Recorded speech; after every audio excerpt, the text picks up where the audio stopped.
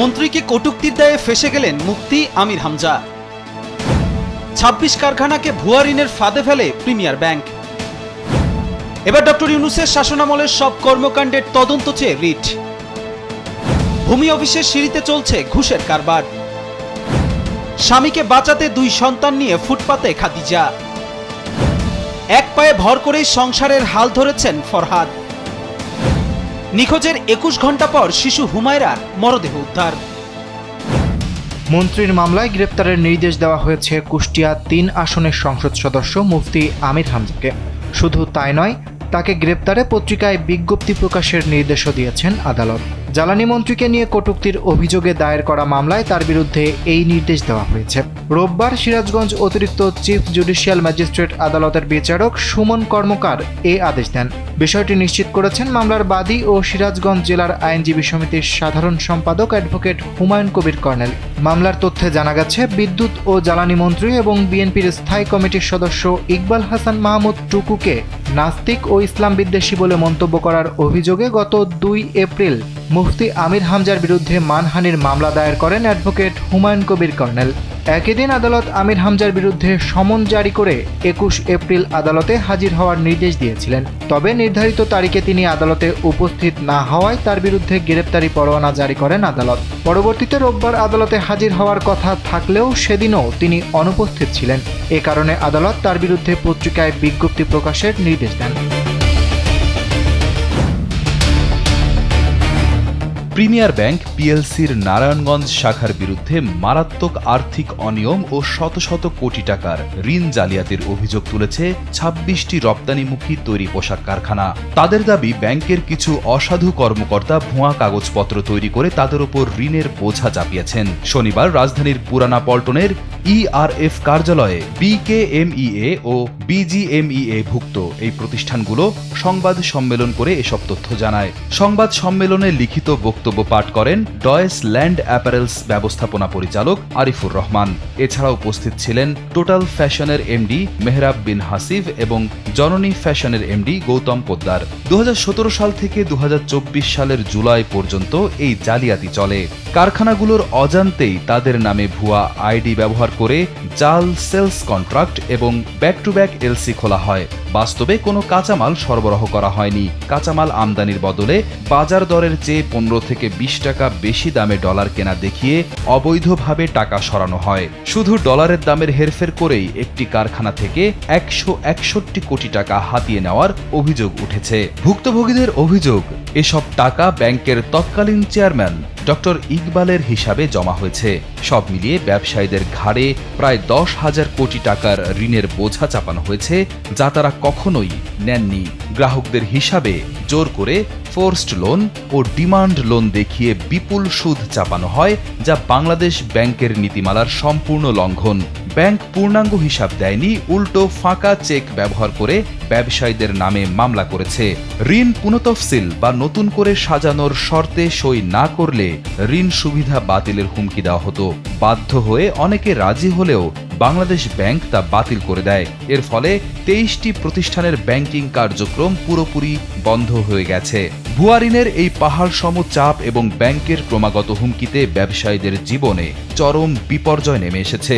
মানসিক চাপে 2024 সালের 27 ডিসেম্বর টোটাল ফ্যাশনের এমডি মোহাম্মদ হাসিব উদ্দিন মিয়া এবং 2025 সালের 12 সেপ্টেম্বর ওয়েস্ট অ্যাপারেলের এমডি আসিফ হাসান মাহমুদ হৃদরোগে আক্রান্ত হয়ে মারা যান। হাসিবউদ্দিন মিয়াকে একদিনে 37 বার ফোন করে কাগজে সই করতে চাপ দেওয়া হয়েছিল। জননী ফ্যাশন লিমিটেডের এমডি স্ট্রোক করে বর্তমানে প্যারালাইজড অবস্থায় ভুগছেন। ব্যাংকের অসহযোগিতা ও হুমকিতে কারখানাগুলোর উৎপাদন ব্যাহত হচ্ছে। ব্যাংকিং কার্যক্রম বন্ধ থাকায় প্রায় 25,000 শ্রমিককে নিয়মিত বেতন ভাতা দেওয়া অসম্ভব হয়ে পড়েছে। ফলে কারখানাগুলো বন্ধের ঝুঁকিতে রয়েছে। সমস্যা সমাধানে গত 6 এপ্রিল বাংলাদেশ ব্যাংকের গভর্নরের কাছে লিখিত আবেদন দিয়েছে তারা। তাদের দাবিগুলো হলো, দেশের স্বনামধন্য ও প্রতিষ্ঠিত অডিট ফার্ম দিয়ে ব্যাংকের হিসাবগুলোর সুষ্ঠু এবং পূর্ণাঙ্গ নিরীক্ষা বা অডিট করা, বাংলাদেশ ব্যাংক, অর্থ মন্ত্রণালয় ও সরকারের সংশ্লিষ্ট কর্তৃপক্ষের মাধ্যমে উচ্চ পর্যায়ের নিরপেক্ষ তদন্ত করা, কারখানাগুলো সচল রেখে প্রকৃত দায় মেটানোর সুযোগ দেওয়া, যাতে বিপুল সংখ্যক শ্রমিক কর্মহীন না হয় এবং দেশের রপ্তানি খাত রক্ষা পায়। রিয়াদ হোসেন, কালবেলা। আমি জাতির পক্ষ থেকে নোবেল বিজয়ী অধ্যাপক ডক্টর মোহাম্মদ ইউনূসের নেতৃত্বাধীন অন্তর্বর্তী সরকারের 18 মাসের সময়ের কর্মকাণ্ডের তদন্ত চেয়ে রিট করা হয়েছে। রোববার এই রিটের শুনানি চেয়ে বিচারপতি আহমেদ সোহেল ও বিচারপতি ফাতেমা আনোয়ারের হাইকোর্ট বেঞ্চ আদেশের জন্য ধার্য করেছেন বৃহস্পতিবার। আদালতে রিট আবেদনের পক্ষে ছিলেন আইনজীবী এম কে রহমান ও রিটকারী আইনজীবী মহসিন রশিদ। রাষ্ট্রপক্ষে ছিলেন অ্যাটর্নি জেনারেল মোহাম্মদ রুহুল কুদ্দুস কাজল। আইনজীবী এম কে রহমান বলেন, ডক্টর মোহাম্মদ ইউনূসের নেতৃত্বাধীন অন্তর্বর্তী সরকারের 18 মাসের কর্মকাণ্ডের তদন্ত চেয়ে রিট করা হয়েছে। তারা 18 মাসে দেশের অর্থনীতি ও স্বাস্থ্য সহ সর্বক্ষেত্রে অরাজক পরিস্থিতি সৃষ্টি করেছে। কমিশন অব ইনকোয়ারি অ্যাক্ট অনুযায়ী একটি কমিশন গঠন করা বাঞ্ছনীয়, যাতে ভবিষ্যতে নির্বাচিত কোনো সরকারকেও যেন ওভারথ্রো করা না যায়। আদালত বিষয়টি শুনেছেন। অ্যাটর্নি জেনারেলও উপস্থিত ছিলেন। আগামী বৃহস্পতিবার আদেশের জন্য দিন রাখা হয়েছে। মহসিন রশিদ বলেন, যা কিছু ঘটেছে তার তদন্ত চাওয়া হয়েছে।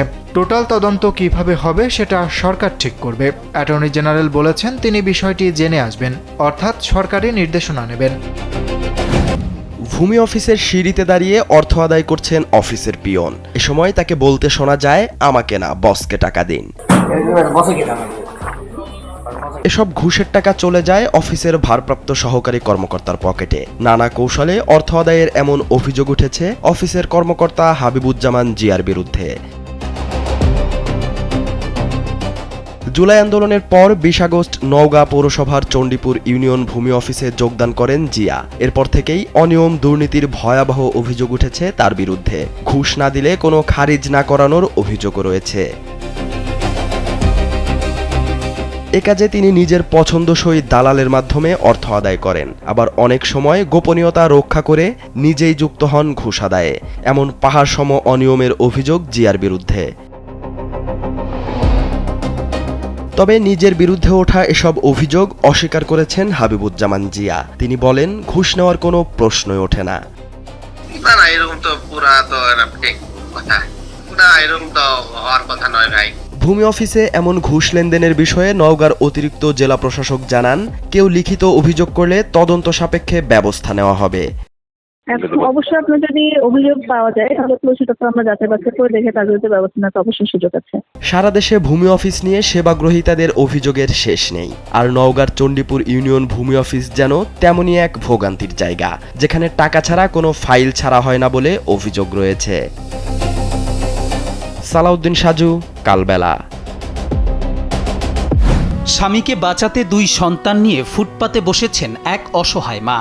প্রয়োজন ছাড়াই ওজন মাপুন, আমাকে সহযোগিতা করুন লেখা কার্ড নিয়ে একটি কুড়িয়ে পাওয়া মেশিন সহ রাস্তার ধারে বসে থাকেন তিনি।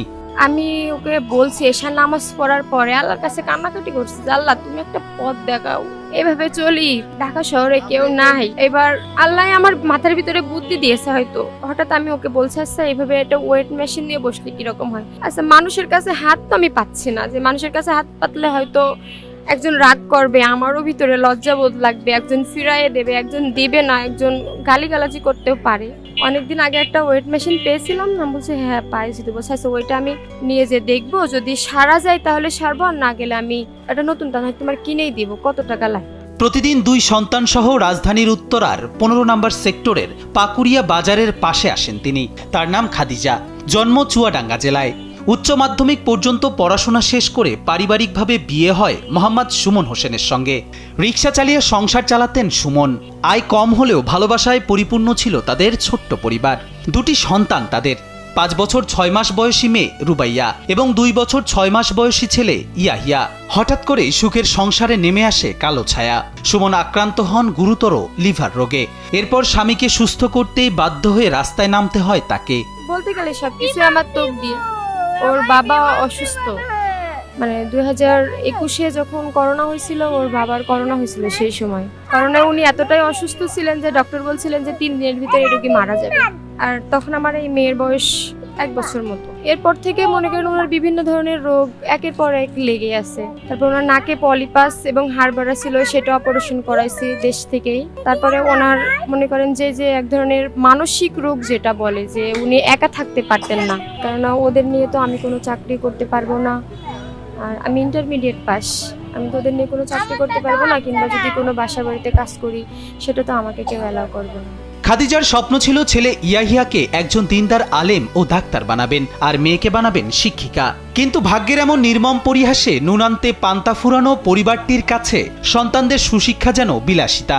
মেয়েটা তো স্কুলে দেওয়ার মতো বয়স হয়ে গেছে, ওর বয়স 5+, কিন্তু ঢাকাতে তো আমি নিজেই চলতে পারি না, তো ওকে কিভাবে এখানে যেরকম খরচ স্কুলে দিতে গেলে তো অনেক টাকা পয়সার বিষয়, এই কারণে মনে করেন ওকে কোনো স্কুলে দেওয়া হয়নি, আমি বাসাতেই যতটুকু পারি পড়াই। অসুস্থ শরীর নিয়ে আর আগের মতো কাজ করতে পারেন না সুমন, তবুও স্বামীর হাত না ছেড়ে বরং আরো শক্ত করে ধরেছেন খাদিজা। তিনি বিশ্বাস করেন যা কিছু হচ্ছে সবই সৃষ্টিকর্তার ইচ্ছা। তাকে ছেড়ে দিয়ে তো কোনো, আমি মনে করি কোনো লাভ নেই, কেননা সে তো ইচ্ছা করেই তো আর রোগাক্রান্ত হয়নি, রোগটাও তো আল্লাহর দান। আর আমি মনে করি যে হযরত আইয়ুব আলাইহিস সালামের স্ত্রী বিবি রহিমা যেরকম স্বামীর পাশে থেকে মহিয়সী হয়েছেন, একা থেকে সুখে থাকার ভিতর মতো আমি কোনো সুখ খুঁজে পাই না। আমি ভাবি যে ওনার পাশে থেকে ওনার কষ্টকে নিজের সাথে ভাগাভাগি করে নিয়ে বেঁচে থাকাটাই আমার কাছে সার্থকতা। প্রতিদিন 200 থেকে 250 টাকা আয় করেন তিনি। দিন শেষে প্রয়োজনীয় খরচ মিটিয়ে বাকি টাকা তুলে দেন স্বামীর হাতে। তার স্বপ্ন স্বামীকে সুস্থ করে এলাকায় ফিরে গিয়ে স্বামী সন্তান সহ একটি সুখের জীবন গড়ার। দুঃসময়ে যে পাশে থাকে সেই তো প্রকৃত সঙ্গী, এই সত্যকেই যেন নতুন করে প্রমাণ করেছেন খাদিজা। তার পরিস্থিতি আমাদের শেখায় অভাব নয়, সাহস আর ভালোবাসাই মানুষের আসল শক্তি। কবির চৌধুরী জয়, কালবেলা, ঢাকা।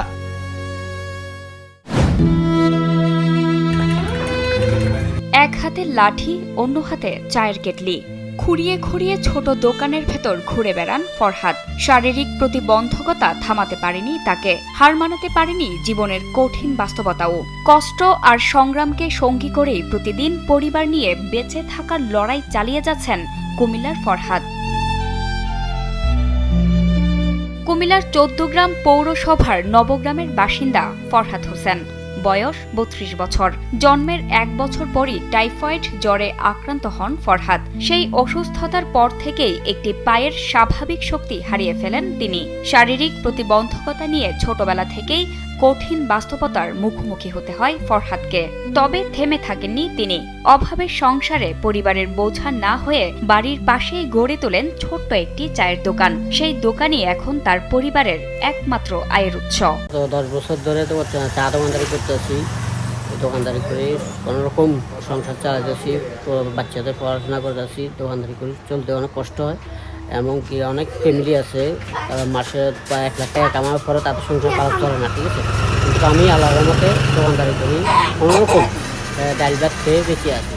দিন শেষে যা আয় হয় তা দিয়েই কোনো মতে সংসারের খরচ, সন্তানের লেখাপড়া আর নিজের চিকিৎসার ব্যয় মেটানোর চেষ্টা করেন ফরহাদ। অনেক সময় সংসারের প্রয়োজন মেটাতে হিমশিম খেতে হয় তাকে, তবুও কখনো ভিক্ষার পথ বেছে নেননি। নিজের পরিশ্রম আর আত্মসম্মানকে আঁকড়ে ধরেই বেঁচে আছেন তিনি। বাজার করে নিয়ে আসে, 1 ঘন্টা রেস্ট নিয়ে আবার বিকেলে দোকান খুলি, বিকেল দোকান খোলার পরে রাত 11টা 10টা পর্যন্ত দোকানদারি করি, আবার বাসা চলে যাই, আবার সেই সকাল থেকে 6টা থেকে আবার শুরু হয় আমার এই কর্মজীবন।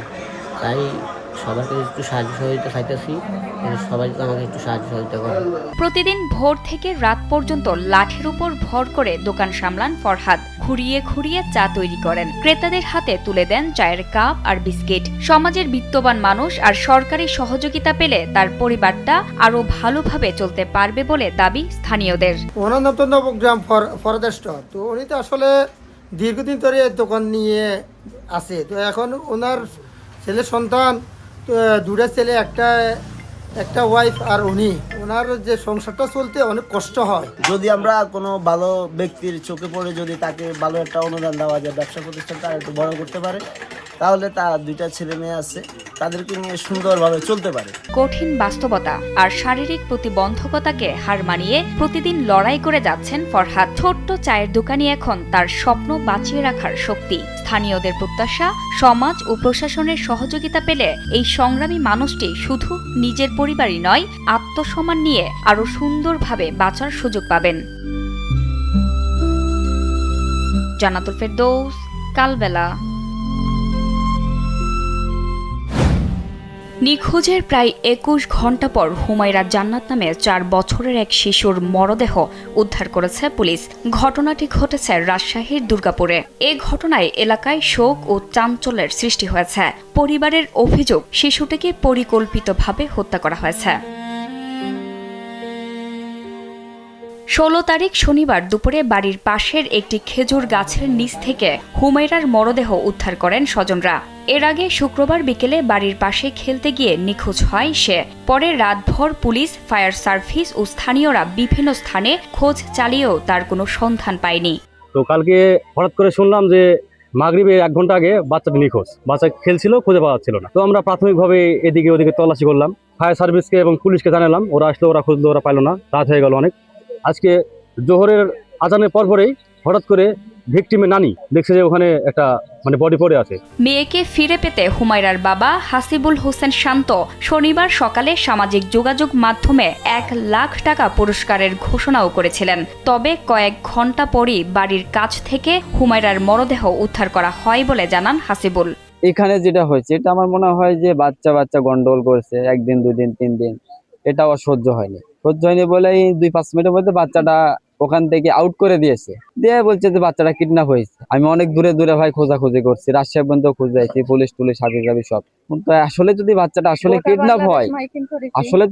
কিডন্যাপ হয়, তাহলে বাচ্চাটা আমি এখানে পেলাম কেন?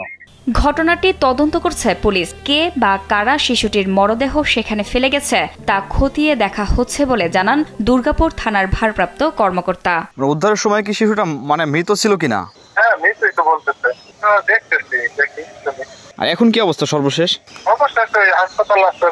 হুমায়রার বাবার দাবি, মেয়ের মুখে বিষের গন্ধ ছিল এবং শরীরের বিভিন্ন স্থানে আঘাতের চিহ্ন দেখা গেছে। এ ঘটনায় সুষ্ঠু তদন্ত ও বিচারের দাবি হাসিবুলের। তো ধরেন অনেক অত্যাচার করছে, এমনকি বিষ খাওয়াইছে। এই যে কানের 2 পাশে ধরেন হাতুর দিয়ে বাড়াইছে, বিষ খাওয়াইছে, পচা অনেক জিনিস খাওয়াইছে ভাইয়া। আর এই প্যাটে যেগুলো ধরেন করছে, সব দড়ি দিয়ে বাঁধে রাখছে, পাউটাও ধরেন মারছে। এমনকি এগুলা রক্ত একবারে কালো হয়ে গেছে ভাইয়া। আমি এটার একটা ফাঁসি চাই ভাইয়া। জান্নাতুল ফেরদৌস, কালবেলা।